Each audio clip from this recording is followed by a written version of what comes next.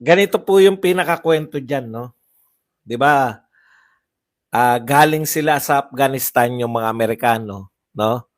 Tapos lumalis sila biglaan sa Afghanistan nang walang pakikipagkasundo. Pag-alis po nila ng mga Amerikano, nagmamadali pong umalis. Hindi natin alam kung walang transition no? Pinagmamalaki nga ng mga Taliban na yung kanila pong mga gamit ngayon pandigma, galing yan sa mga Amerikano. Iniwan ng mga Amerikano, bilyon-bilyon dolyar na nakagamitang pandigma na ayan po ang ginagamit ngayon ng Taliban. No? Okay, ang question dyan, anong mangyayari dun sa mga Afghanistan o Afghanistan citizen na kakampi na US? Definitely, hindi sila pwedeng manatili sa Afghanistan dahil kalaban na nila yung namumuno doon, no? So kinakailangan nilang dahil kumampi sila sa US, dapat diretso sila sa US, 'di ba? 'Yun po yung dapat mangyayari. Ngayon, dahil napakawais po ng US, no? Bago nila ipasok sa kanilang bansa, gusto muna nilang ayusin yung visa ng mga taga-Afghanistan kung sila ba ay karapat-dapat, no, na maipasok sa bansa nila. Ibig sabihin, aayusin muna yung kanilang immigrant visa bago sila papasukin sa United States of America. Okay, ngayon ang tanong, meron ba silang visa ng Pilipinas? Nung pinapasok ba natin sila, tinanggap ba natin sila at may visa sila ng Pilipinas? Kasi po, kung hindi sila taga Southeast Asia po, malaya tayo di ba? Kasunduan. Kung hindi kayo taga Southeast Asia, yung Pilipinas po, dapat nag-a-apply kayo ng visa. Nag-apply po ba sila ng visa sa Pilipinas? Bakit po natin pinapasok itong mga taong ito kahit wala pong visa? Dahil sinabi ng mga Amerikano? Minsan kahit ayaw nyo pong questionin, no? Talagang minsan dapat na nating questionin kung may sayad ba talaga tayong mga Pilipino. Hindi po tayo sakop ng mga Amerikano. Sila nga ayaw nilang tanggapin hanggat ninaayos yung papel. Bakit naman natin tinatanggap dito nang hindi pa naayos yung papel? Hindi ko makuha kung bakit po kinakailangan natin sila ditong tanggapin.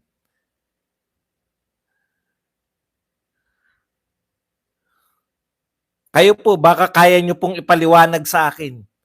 Hindi ko kayang unawain. Di ba? Okay. Sila ba ay narito dahil ayaw silang tanggapin ng mga Amerikano kaya dito muna sila?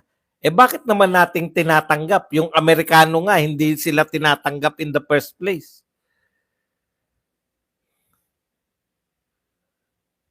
Hindi ko po maintindihan. Napakayaman ba nating bansa?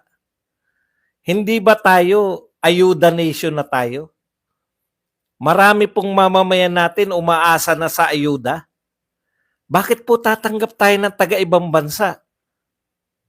Kung yung sarili nga nating mamamayan, hindi pa natin mabigyan ng trabaho. Badong pansamantala lang naman yan Bakit ka ba nag-aalala? Bakit nga po kinakailangan natin tumanggap pansamantala? In the first place, kaya sila hindi tinatanggap dahil hindi maayos yung papel nila. Bakit tayo tinatanggap natin kahit walang papel o hindi maayos ang papel? Ano ba talaga tayo na US? Bakit tanggap lang tayo ng tanggap? Ikalawa, tatlo po problema ko dyan Ikalawa po, paano kung hindi naayos yung papel? Halimbawa, sinabi ng US, reject yan sa amin. Hindi namin tatanggapin yan dahil yan taong yan ay may mga kasong etc. etc.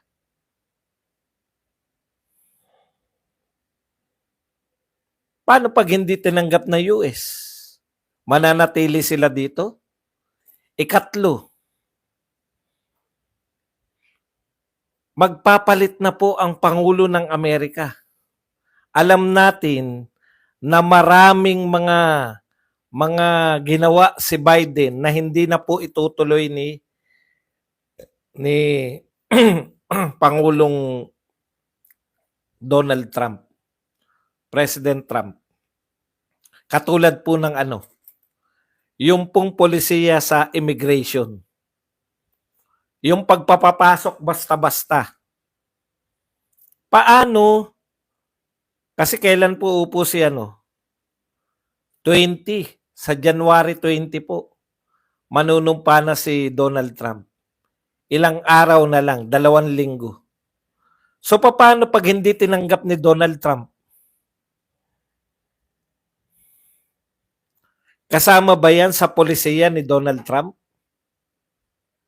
Tatanggapin niya ba samantalang magpapalayas nga siya?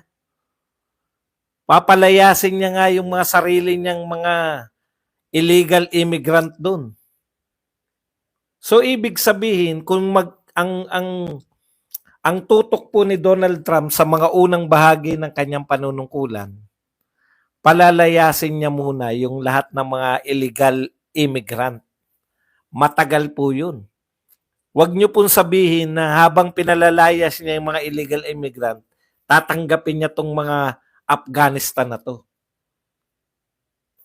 Kaya ang dami pong dapat ipaliwanag eh.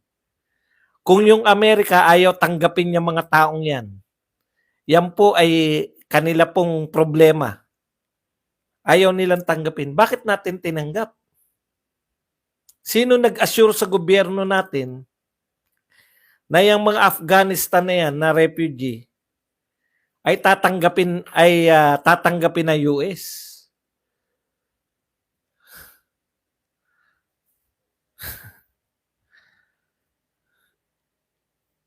Kamot lang po ng ulo. 'Di ba? Kamot lang po ng ulo. Anong gagawin natin? Hindi ako pwedeng tumanggi. Kaya po tinanggihan ni BP Sara yan eh. Sinabi po ni BP Sara nung tinanong siya riyan, ayaw ko niyan. Wala tayong magagawa. Magaling masyado yung presidente natin eh. Okay, punta na po tayo rito kay Erwin Tulfo. Actually, nagkwento si Erwin Tulfo, no?